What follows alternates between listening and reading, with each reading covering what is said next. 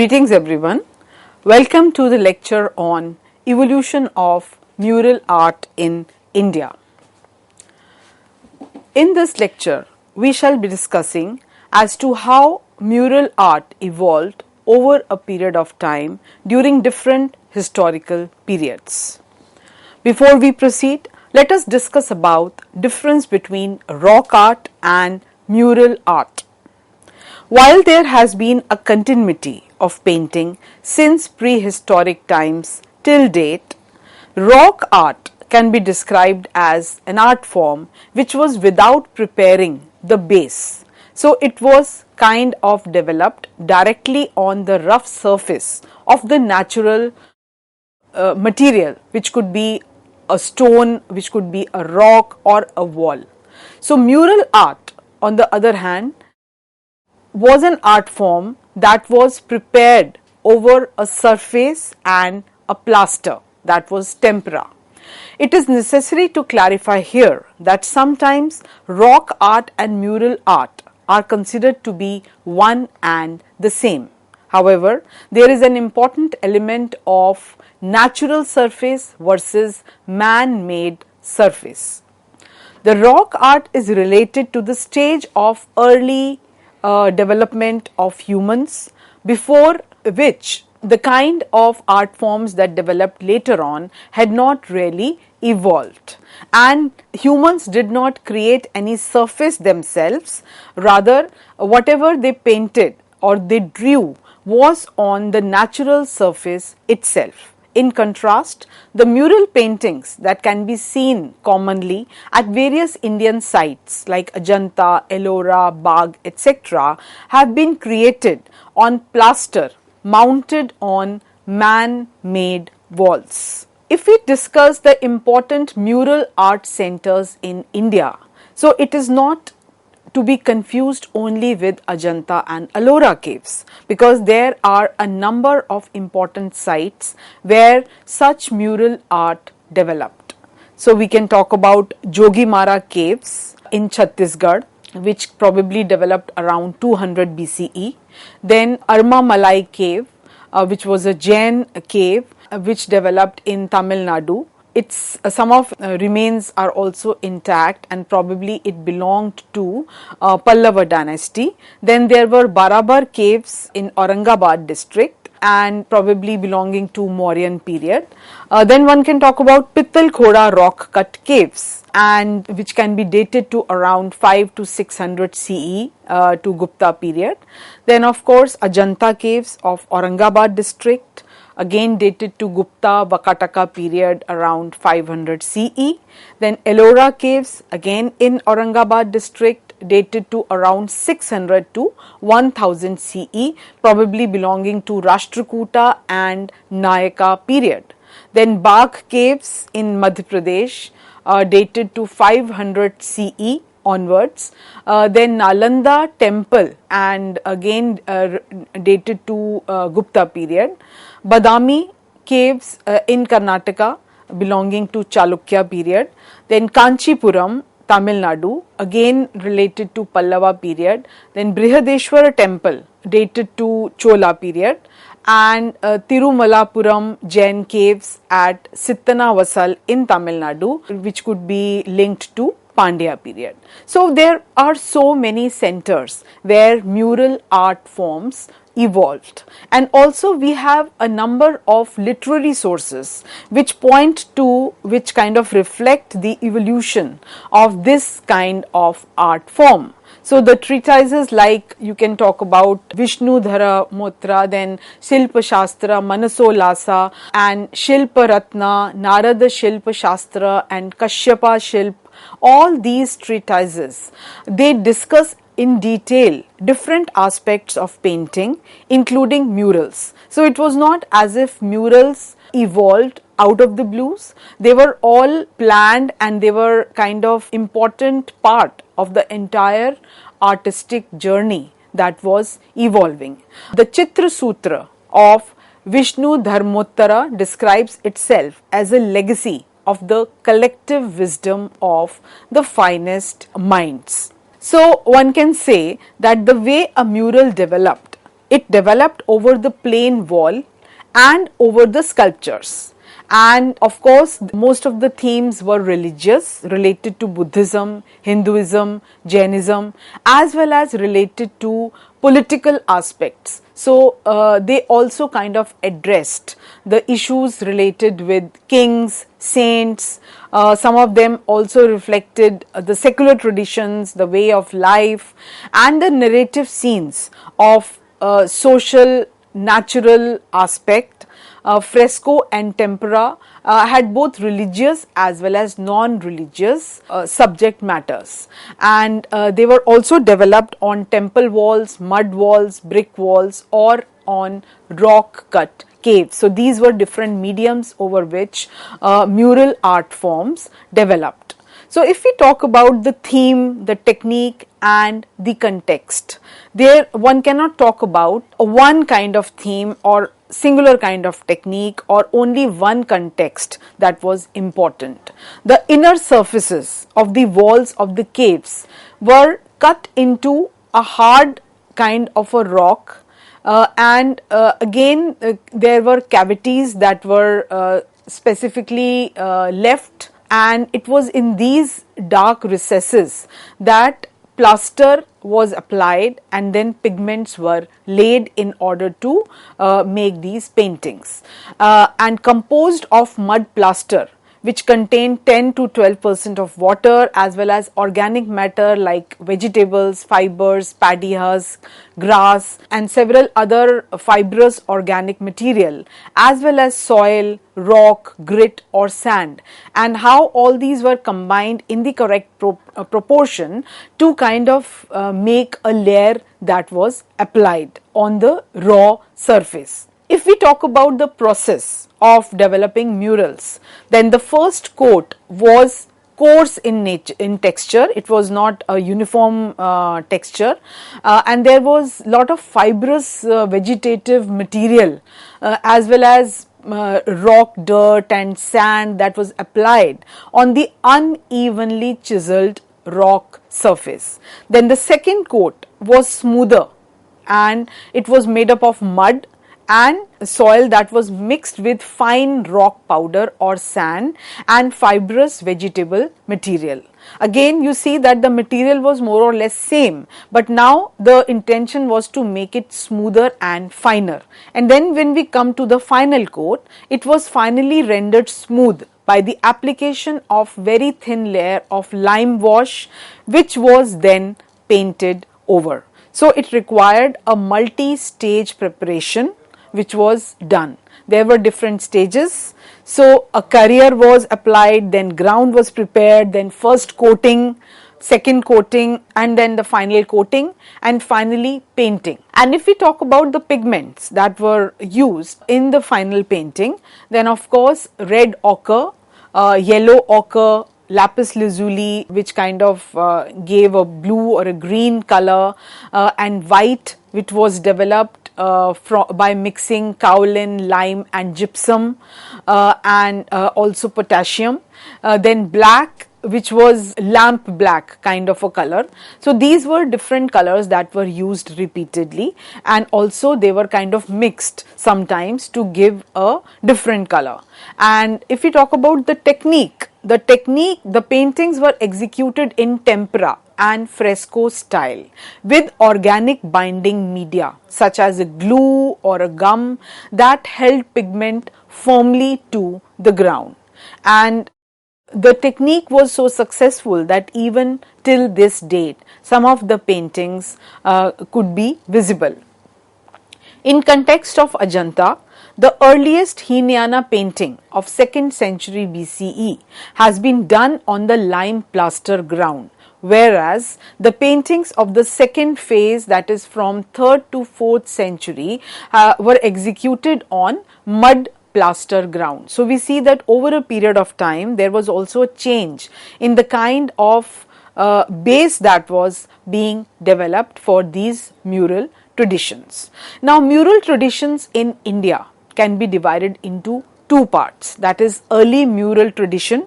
In this category you can talk about Ajanta Ellora caves and the theme of the mural ranged from royal to social, religious, flora, fauna, architecture, dresses, ornaments, weapons, saints, etc.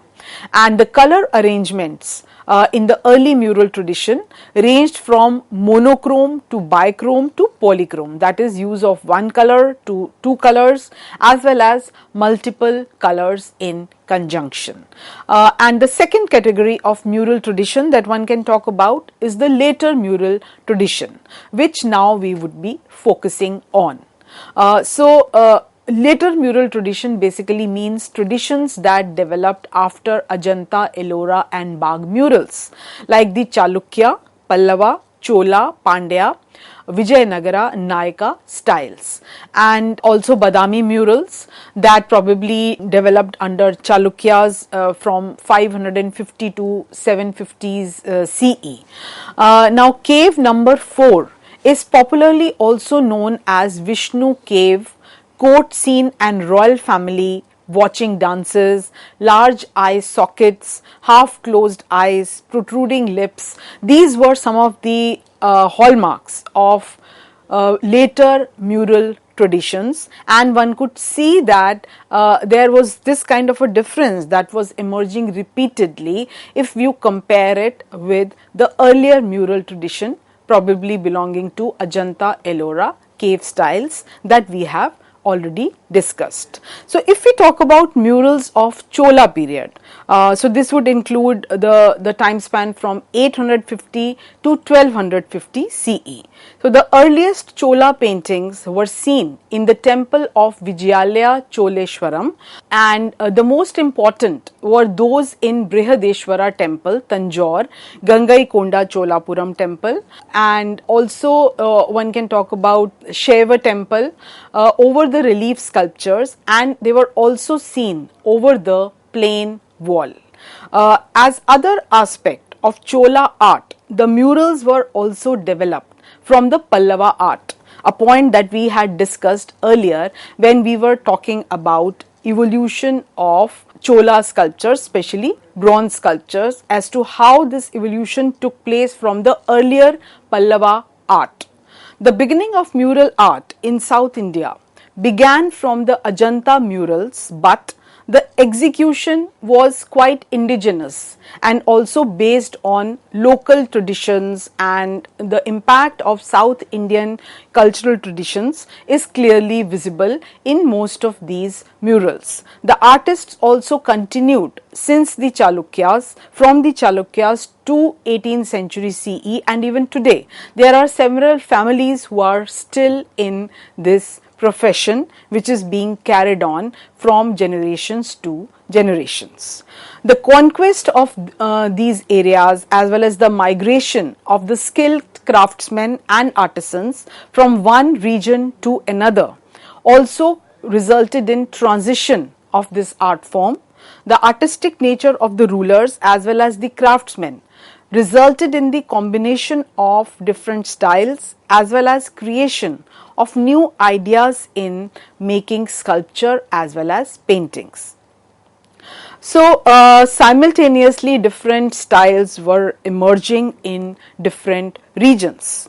As you can see in this visual, which is an example of southern mural belonging to later mural tradition, Raja Raja I, under him Brihadeshwara temple in Thanjavur district, and also it became a treasure house of the art of Chola painters. So this particular temple is very famous for the kind of mural tradition that was going to evolve under Cholas, and the passage which ran around the shikhar contained several paintings, and this kind of indicated a new phase of South Indian mural tradition.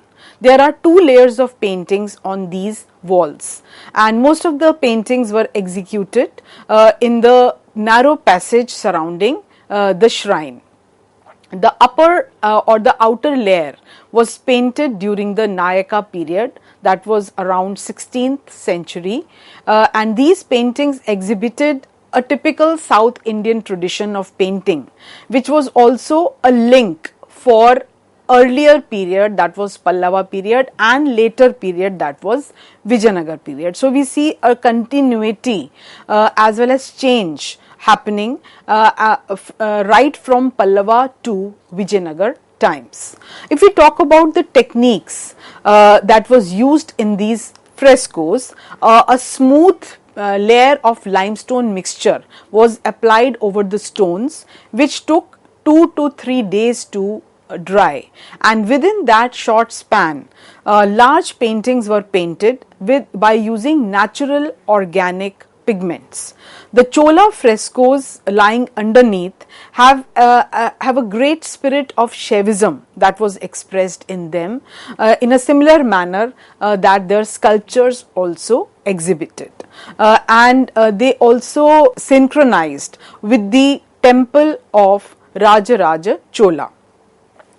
Most of these frescoes narrated Hindu mythology, and they were related to Shaivism, but the 11th century Chola frescoes also were around the theme of Vishnu, Durga and others, as well as the scenes of Chola royalty, courtly life, common life and so on and so forth. Some of the masterpieces of Chola art that can be described are the dancing Apsaras, then Shiva as Yoga Dakshina Murthy and some bejeweled celestials, then Shiva in Kailash, Shiva as Nataraja, as Tripurantaka.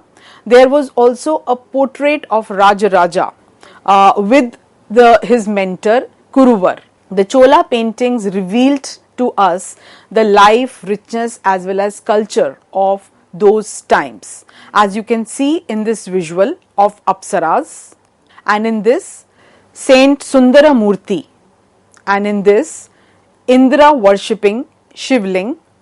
Now one comes across a lot of influence of Chitra Sutra in the paintings of Chola period.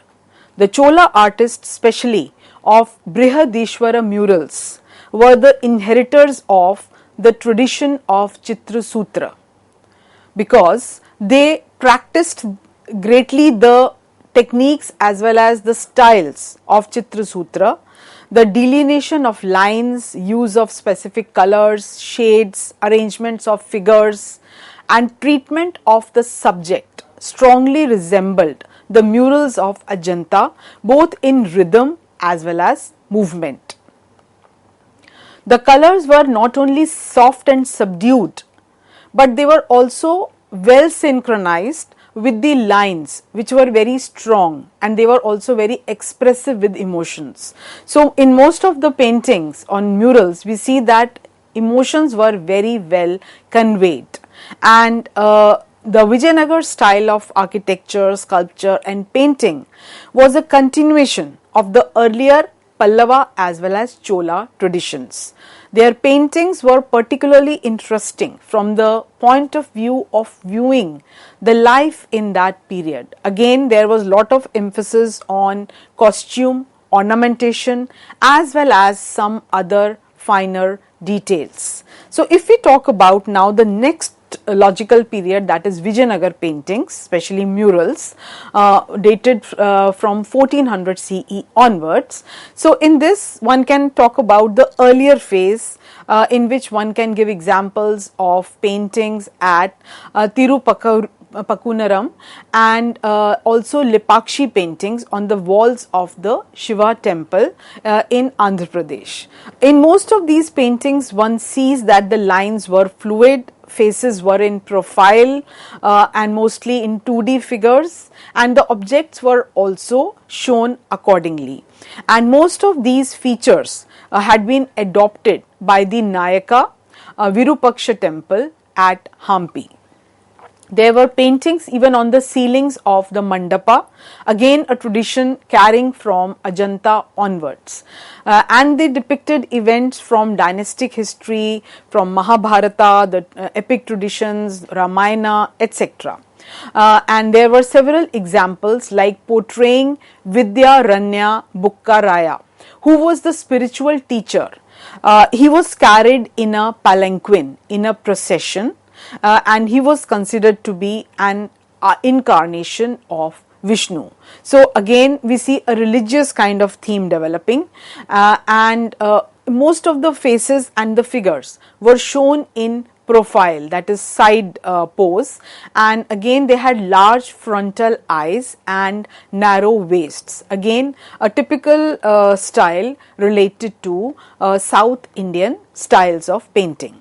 The themes that were depicted in the paintings were mainly from the Puranas as well as the epics. They include several of Shiva's manifestations, like, and also Girija Kalyan, that is Girija's wedding with Shiva, then the 10 incarnations of Vishnu, that is Dashavataras, then the figures of the Digpalas, that is the protectors of all directions or regions. These were some of the classic scenes, in addition to another scene of Arjuna shooting the fish device, that is Matsya Yantra, to win Draupadi's hand in marriage. As you can see in this visual, that is Arjuna's Draupadi Swayamvara, scene from Mahabharata. And another very popular and unique painting was that of Sri Vidyaranya. Now this, along with the epic theme, was an unusual kind of a theme because it depicted Sri Vidyaranya, who was the spiritual founder of Vijayanagar, being taken in a procession. Some scholars say that the founders of Vijayanagar submitted the new kingdom to their guru Sri Vidyaranya of the monastery of Sringeri as an act of intense devotion and gratitude. Sri Vidyaranya was thus the de jure king, and the state in its early stages was administered in his name. It is because of that tradition, it is said, that the gurus of Sringeri are entitled to the royal prerogatives of a throne, scepter, as well as a crown, and probably to this day also this practice is carried. Now this is a portrait painting of Jagat Guru Vidyaranya in a procession that I had just explained. Then there is another painting dated around 15th century, which depicts Sri Vidyaranya seated in a palanquin, that was Adda Palaki, and carried in procession with the kings of Vijayanagar attending on their guru, as you can see in this particular painting. So both the paintings of Guru Vidyaranya are quite different in the use of colors as well as the theme. Here you see the royalty also, whereas in the other painting it is more about a procession, and the use of colors is also quite different. So if we talk about the Nayaka period, that is from 1600 to 1700 CE, again it was an extension of the Vijayanagara styles. It showcased different episodes of Mahabharata as well as Ramayana, in addition to Krishna Leela, and there were also some scenes from life of Mahavira, and there was a panel describing the story of Machu Kunda. So Sri Krishna temple at Chengam depicted the stories of Ramayana belonging to the late Nayaka period. The male figures had very slim waists and less heavier abdomens, and soon Nayaka art continued to evolve further, and then there were of course Kerala murals, and some elements were borrowed from Nayaka and Vijayanagar traditions in these murals. Most of the themes were local Hindu mythology, local versions of Mahabharata and Ramayana that developed in Kerala. So having discussed these various art forms and the way they were evolving, it clearly indicates that mural tradition had really come of age. Thank you.